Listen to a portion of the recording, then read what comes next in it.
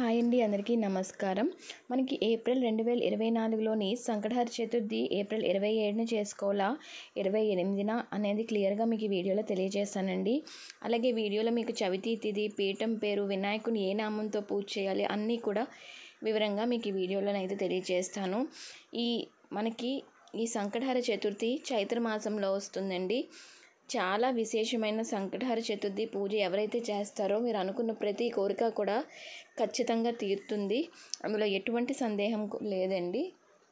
అలాగే ఈ సంకటహర చతుర్థి రోజు మనం ముడుపు కట్టుకొని వినాయకునికి పూజ చేసుకొని, అలాగే స్వామివారికి సాయంత్రం పూట మనకి సంకటహర చతుర్థి ఎప్పుడూ కూడా చంద్రోదయ సమయం లెక్క చూసుకొని మనం చవితి అనేది చేసుకుంటామండి.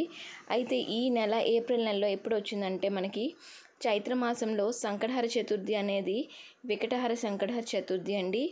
చవితి తిథి వచ్చేసి మనకి ఏప్రిల్ 27 ఉదయం 8:17 ప్రారంభమై ముగింపు వచ్చేసి ఏప్రిల్ 28 ఉదయం 8:21 వరకు ఉంటుంది.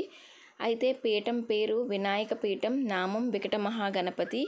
అలాగే మనకి చంద్రోదయ సమయం వచ్చేసి రాత్రి 9:47 వరకు అయితే ఉన్నదండి చంద్రోదయ సమయం.